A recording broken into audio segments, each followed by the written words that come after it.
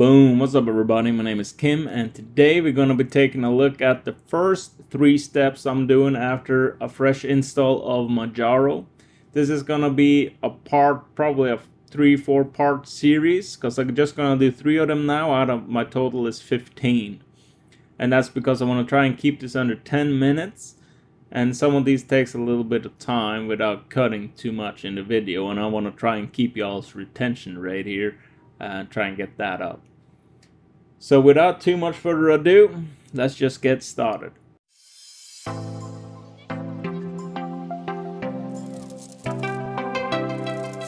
So when you first boot up, you get welcome with this, and this is fantastic. I love this with Manjaro. I'm just going to move it out of the way because the first 2 things we're going to do is we can't do through here. So you're going to go down here to the Manjaro icon. We're going to open up the console. And if it doesn't end up like that, just mark it, click it, and then you can hold down your meta key, your Windows key, and then you can use the arrow keys to move it. So if you press twice left, you get it up there. And then you hold down Control and press your plus sign to make the font bigger. Okay, so the first things we're going to do is enable FSTRIM, which is, so in Windows, the file system makes a mess of everything. So you have to defragment the drives regularly to make it snappy and fast. In Linux, it doesn't do it. It's a way superior file system. But if you have an SSD, you want to enable trim, which discards blocks that you don't use and keeps everything nice and clean and organized, from my understanding. And it doesn't come pre-activated on Manjaro, so you got to activate it. So we're going to check it first.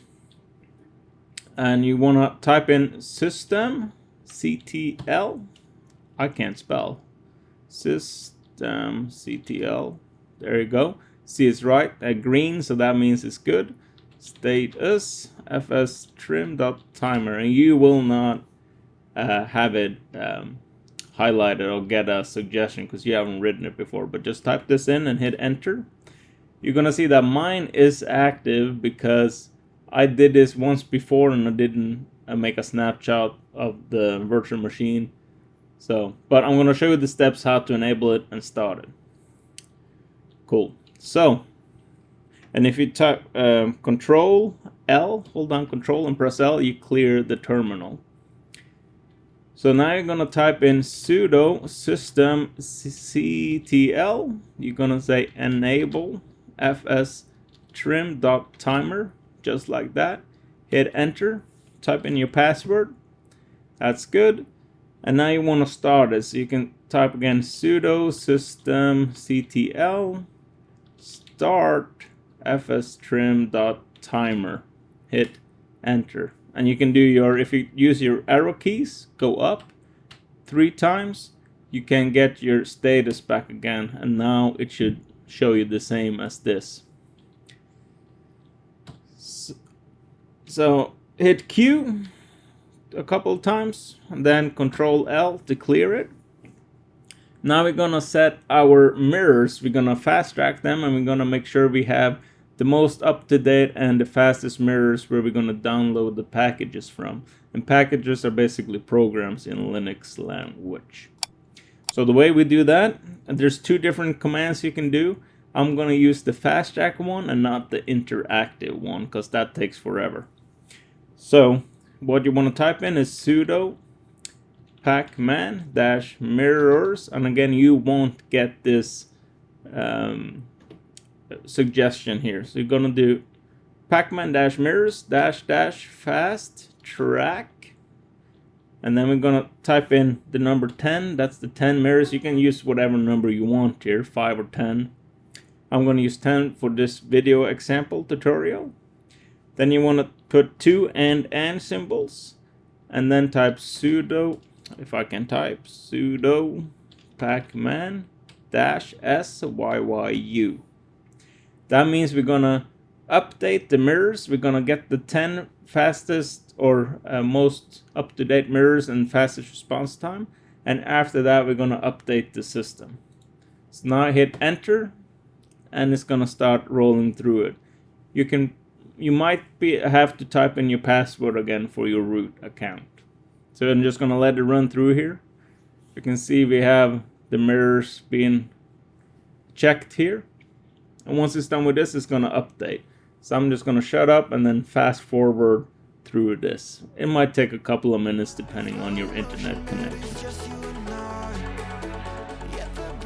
So once it gets to this point here, if you have something that needs updating, you can see it has a new upgrade of 0.06 megabytes. So, or maybe bytes. So I'm just gonna press yes and then enter, and it's gonna download and install it, and it's all done. That whole operation took 54 seconds. So now you can hold down Control and L again, and you have cleared the terminal.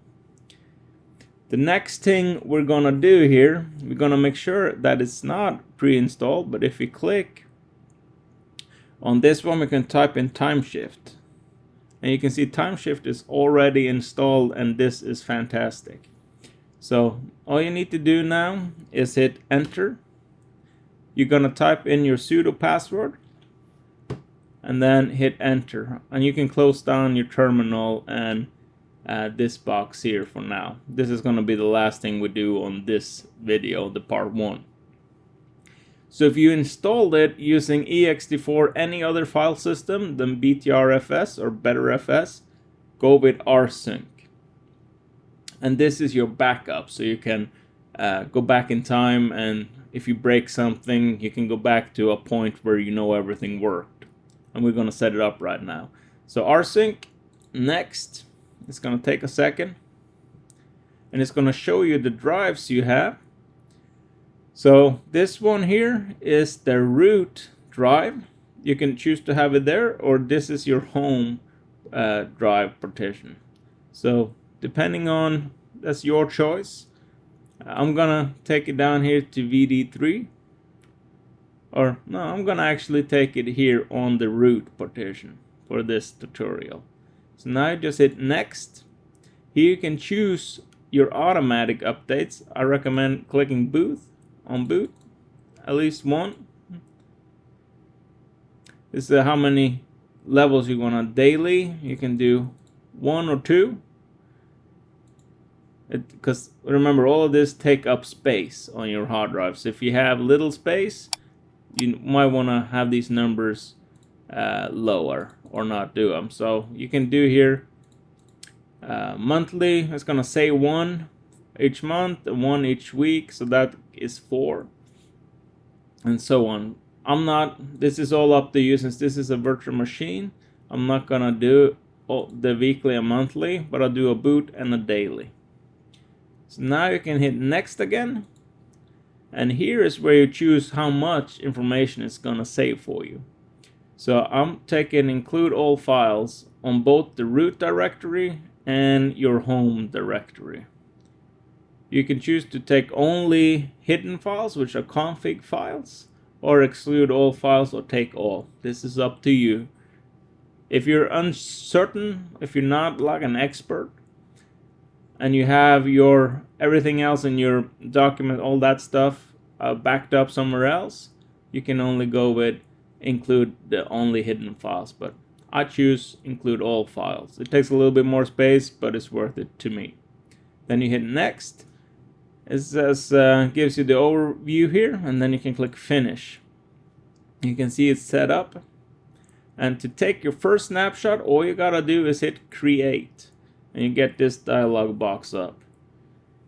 And it's gonna, you can see it's gonna take roughly about this long. So I'm gonna just fast forward through this, and then be back once it's done.